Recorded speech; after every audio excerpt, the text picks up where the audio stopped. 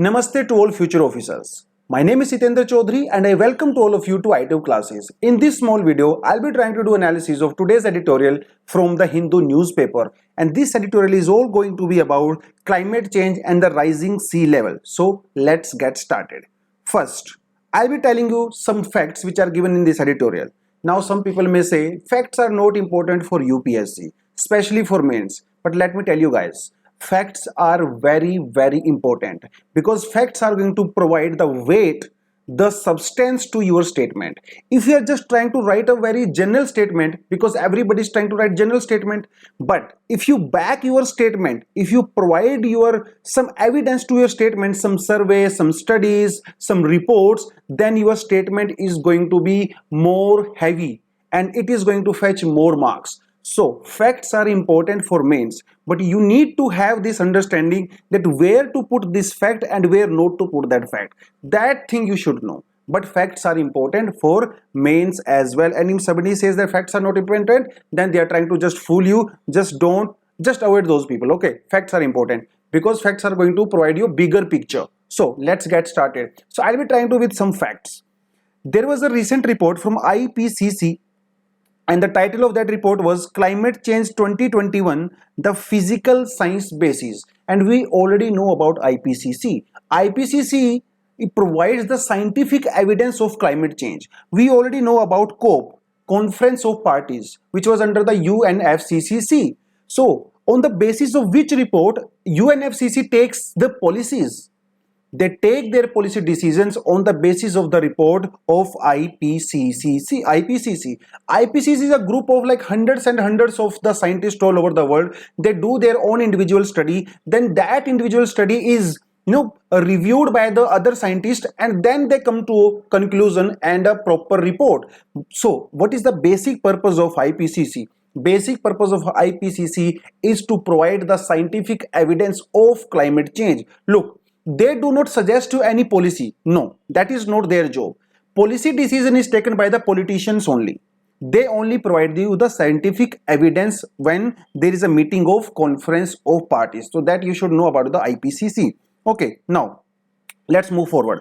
So IPCC under this report, what they have done, they have divided the whole region or a whole timeline of the world into 5 parts: low, very low, intermediate, high and very high. What is the meaning of that? Look, some countries are taking very proactive steps to combat the climate change. Some countries are lagging behind. Some countries are intermediate. So what is the meaning of this low and very low? It means that some countries are going to reach net zero up to 2050. Like America, like Canada, like Australia, they have a target of reaching net zero emission till 2050. China has a target of 2060. Abhi tak India did not declare its net zero target. So those countries which are going to achieve this net zero up to 2050, they are under low and very low category. Now there are some countries that do not have any target, so they are under high and very high category because they are going to emit high amount of carbon dioxide in the atmosphere. There are some countries who are taking some steps like India. India is in the intermediate level. So what is this report suggests? This report suggests if all over the world every country achieves low and very low emission targets, still temperature of the world is going to be rise more than 2 degrees centigrade till 2100. That is their prediction here. That is their prediction here. Even if there is an intermediate scenario, all countries are trying to take some steps, still temperature would be more than 2 degrees centigrade till mid-century. Till mid-century. If they are taking very proactive step, then 2100. If they are in the intermediate level, then 2050. कहने का मतलब ये है, you do anything, temperature is going to rise beyond your targets. That is the report of IPCC. From the pre-industrial level, temperature has already gone more than 1.09 degrees centigrade according to this latest report. And what is our target under Paris? Our best target is 1.5 degrees centigrade. and our worst target is 2 degrees centigrade. So this is decided under the Paris Agreement. Then in any circumstance, we are not going to allow the temperature to reach more than 2 degrees centigrade. That is the Paris target. But if the emissions of the CO2 and the greenhouse gases are going on from the present rate, then this temperature may reach more than 3 degrees centigrade. That is under the IPCC report. So what world needs to do? They need to take very proactive steps. That is the thing. Now, one more fact is there. From 1850, in 1850, proportion of greenhouse gases was 285 parts per million, which is now 410 parts per million. And why this is so? Because of the industries, because of the anthropogenic factors. So this fact indicates clearly that people, human, are responsible for the global warming. Human are responsible for adding extra greenhouse gases to the atmosphere. Now, what is going to be the impact of all this thing? We already know the impact. Impact is directly the sea level rise. That is very obvious. 700 million people worldwide are living along the coastal areas, and this population is going to rise in the future. So what is going to happen to these people who are living in the coastal areas? They are going to face the worst calamities in the form of floods, in the form of cyclones, in the form of different kind of calamities. That is a very visible evidence. So a lot of people all over the world, millions and millions of people are under threat in future, especially in 21st and 22nd century. So we need to do something for those people, future generations now. This is the high time. This is the high time. Now, what this third statement says? It says, even if there are no emissions, still sea level will rise. Now you would say, sir, if there are no emissions, how sea level can rise? Because it takes time for water to show the consequences. Because water absorbs heat very, very slowly. It takes hundreds of years to have a visible consequence. So, and oceans are huge, so they can absorb unimaginable amount of heat inside them.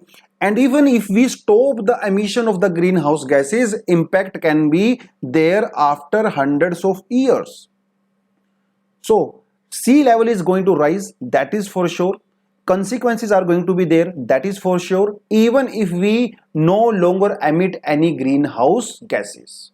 Now, what is the reason behind the sea level rise? So definitely the most important reason is the expansion of the warm ocean waters.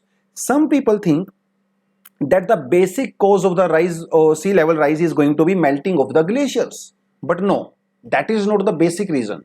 The most vital reason is going to be the expansion of warm ocean water, and this is the property of water. We all know that after getting heated up, water expands. Water expands. So as a result of expansion, sea level is going to rise. Second is going to be the melting of the glaciers on the land, like on the Greenland, on Antarctica, on Himalaya, on Alps. That is also going to accentuate the process of sea level rise. Already between 1901 and 2018, like there are around 120 years.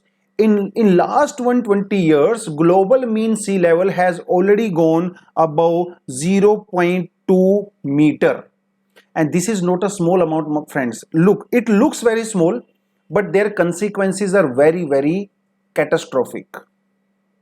Very catastrophic. But if you see this rise of ocean level between 1901 and 1971, it was 1.3 mm per year, millimeter per year.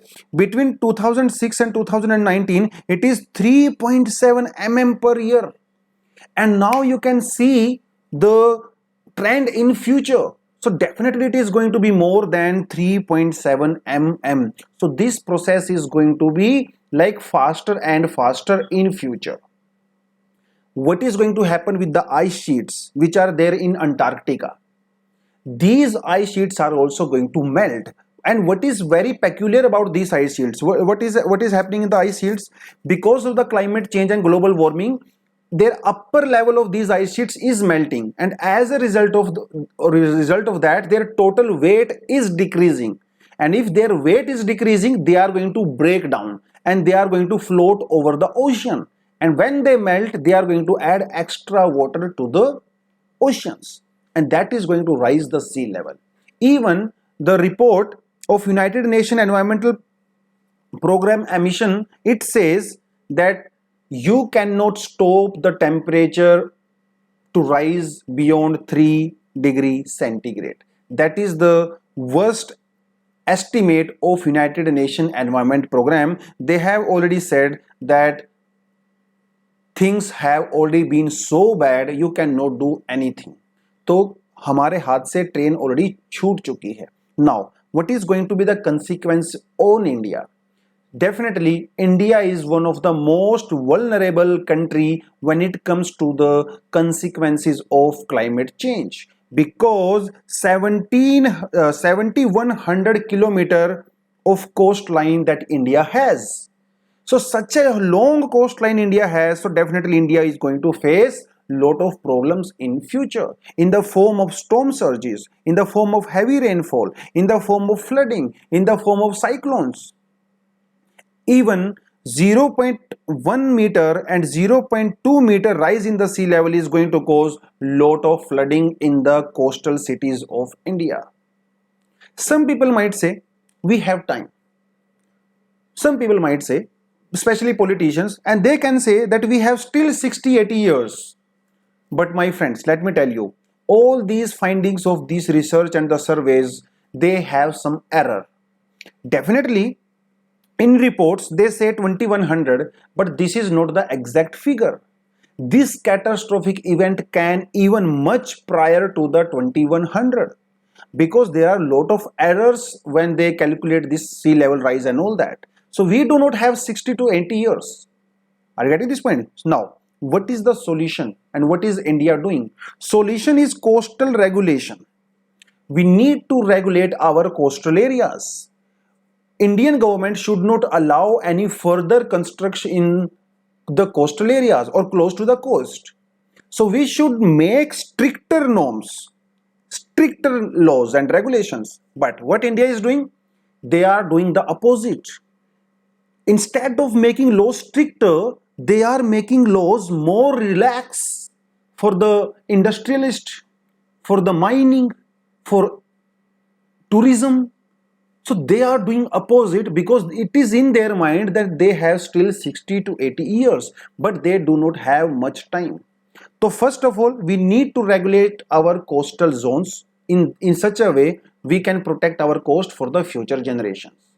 Next thing is that we need to train the local coastal communities in terms of advance warning to them, in terms of telling them about the weather events, in terms of training in case of calamities and all that. So we need to take into account the needs of the coastal communities as well.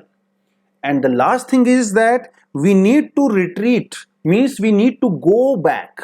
Rather than advancing to the coast, we need to go back from the coast, let the mangroves grow, let the coastal areas grow, let them be free so that they can have their own sort of mechanism. So we need to minimize the human interference in the coastal areas. That is the remedy we have, because mangroves provide a great protection against these flooding and the coastal storm surge and the cyclones and all that. We need to protect our coastal areas, we need to protect our mangroves, and we need to just go little bit back from the coastal areas. That is the only solution everybody has. That is the solution India also should adopt. So with this statement, I am going to end this analysis, and I hope you like it. If you like it, please like this video, and if you want that this video should be like spread, please share this video with your friends, and if you are new to our channel, please subscribe to our channel. Thank you very much. All the best and Jai Hind.